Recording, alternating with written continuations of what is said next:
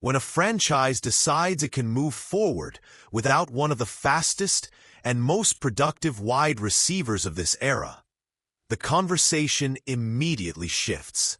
Not to speed, not to stats, but to something far more complicated. Because this isn't about whether Tyreek Hill can play. It's about whether he helps you win at the highest level when everything is on the line. That's the tension Colin Cowherd stepped into this week. And he didn't tiptoe around it. "I think he's a great talent. I don't know if he's a winning player," Cowherd said. He pointed to the fact that Kansas City moved off Hill and went on to win back-to-back Super Bowls. The implication wasn't subtle. Talent alone isn't the entire equation. And that's why this moment matters. The Miami Dolphins officially released the 31-year-old wide receiver just days after that conversation reignited. The move didn't feel impulsive. It felt like the end of something that had been drifting for months. To understand how we got here, you have to go back to the 2024 season. That year, Hill removed himself from Miami's regular season finale.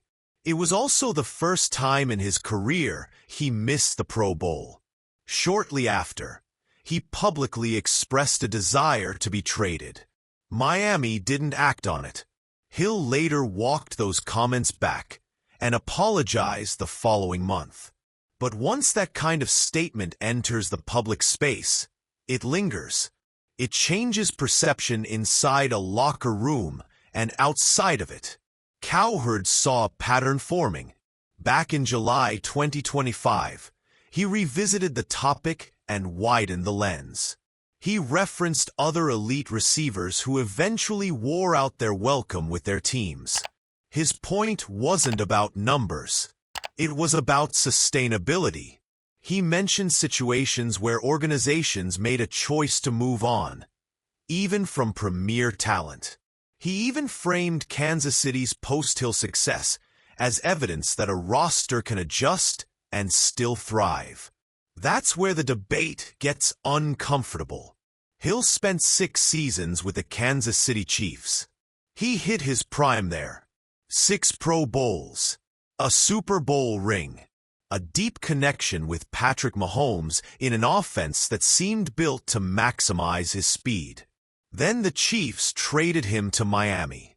At the time, the move felt transactional, a massive return in draft capital, a front office recalibrating financially. But when Kansas City went on to win back-to-back Super Bowls without him, that storyline gained new weight. In Miami, Hill didn't fade. He delivered back-to-back seasons with more than 1,700 receiving yards. He remained one of the most feared vertical threats in football. Defensive coordinators had to account for him every snap. But the 2024 season brought a relative dip. Then came a season-ending injury in 2025. And layered over that was the public trade request and the reversal.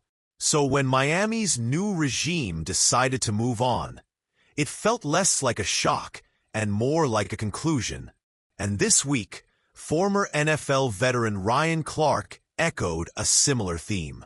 Clark's framing was direct but measured.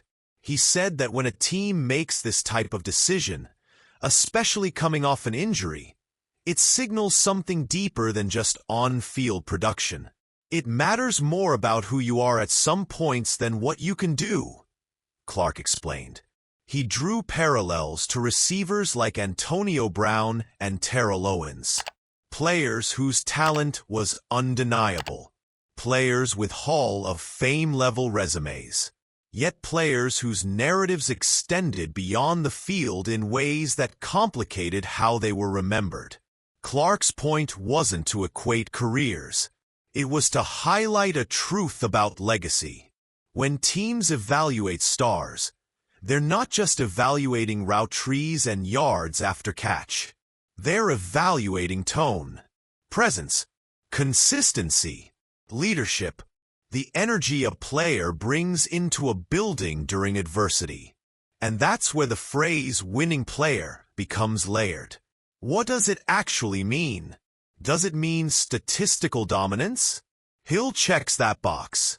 Does it mean postseason production? He has a Super Bowl ring from Kansas City.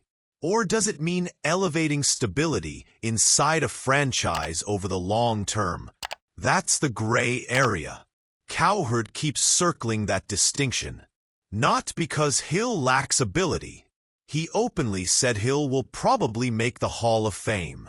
But being a Hall of Fame talent and being viewed as a foundational presence are not always identical evaluations. The Dolphins' decision underscores that. Remember what Miami gave up to acquire him from Kansas City. A first-round pick, a second-round pick, 2 fourth-round picks, a 6th-round pick. It was a massive investment. For a stretch, it paid off. Back-to-back 1,700-plus yard seasons don't happen by accident. Hill transformed the vertical dimension of Miami's offense. He forced defenses into lighter boxes and deep shells. He created space for everyone else. But football organizations operate on long timelines. And when public trade requests, injuries, and shifting leadership structures converge, sometimes teams decide to reset. That's where the conversation now pivots. What does the next chapter look like? Ryan Clark floated one possibility that immediately grabbed attention: a reunion with Kansas City. Not because the Chiefs are desperate, but because familiarity can stabilize narrative. Clark framed it as a return to an environment that understands Hill, a coaching staff that knows how to deploy him, a quarterback with whom he already built chemistry. Patrick Mahomes, Andy Reid, Eric Bieniemy. On paper, it checks boxes. In Kansas City, Hill thrived in a system tailored to his speed and versatility. Motion, stacks, creative alignments that forced mismatches. He wasn't just a deep threat. He was a structural stressor for defenses. And beyond scheme, there was institutional memory. Expectations were clear. Roles were defined. Shortly after leaving Miami, Hill posted on Instagram saying the cheetah doesn't slow down and that he would be back born again. It was a declaration of resilience. But the question isn't whether Hill can still run.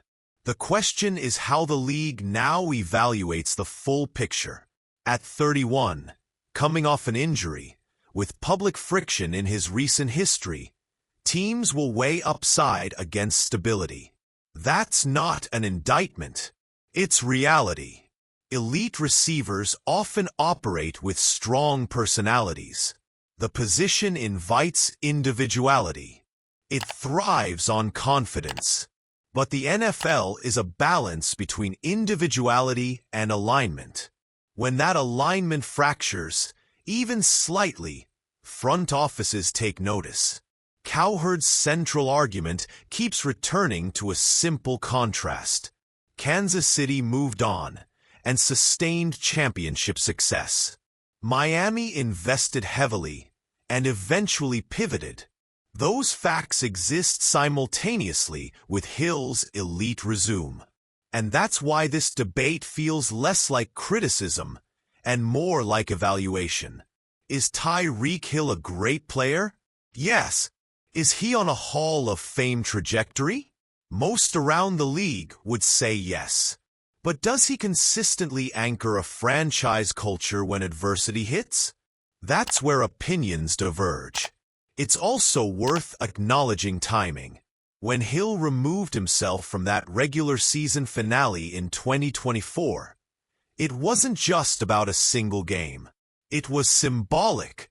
Availability in critical moments shapes perception, fairly or unfairly. Then the missed Pro Bowl, the trade comments, the apology. Each moment added a layer. Individually, none of them define a career. Collectively, they influence how organizations project forward. Clark's broader message focused on identity. Who are you in the locker room? Who are you at home? Who are you in front of microphones? Because as players age, the conversation gradually shifts from speed metrics to legacy construction. Hill still has time to shape that. A strong season in a stable environment reframes everything. Production paired with quiet consistency recalibrates narrative. And that's why the idea of a reunion with Kansas City resonates beyond nostalgia. It represents structure. It represents clarity. It represents a chance to merge elite talent with defined expectations. Whether that happens is uncertain. The Chiefs built a different identity after his departure. They proved they could win without a singular speed threat dominating the outside. But football is cyclical. Situations evolve. Needs shift. And veteran playmakers often find new life in familiar systems. What remains undeniable is this. Wherever Tyreek Hill signs next, the spotlight will follow.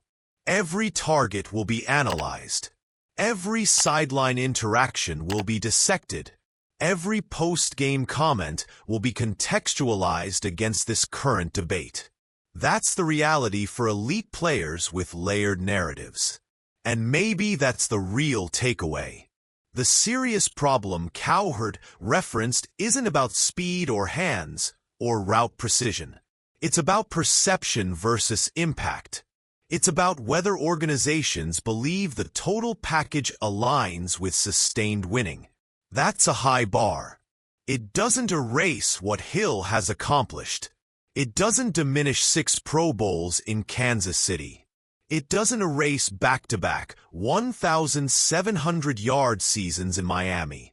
But it does frame the next chapter with urgency. If he lands in the right structure and delivers, this conversation fades. If turbulence follows, it hardens. That's the crossroads.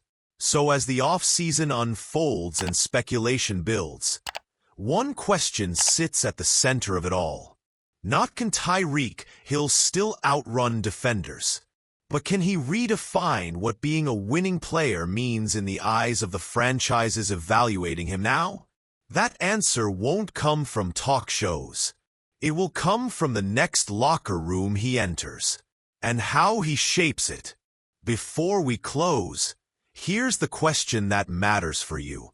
When evaluating a player like Tyreek Hill, do you prioritize sustained individual production or the broader impact on team stability and championship continuity? Because the league's front offices are answering that question right now, and Tyreek Hill's legacy may depend on it.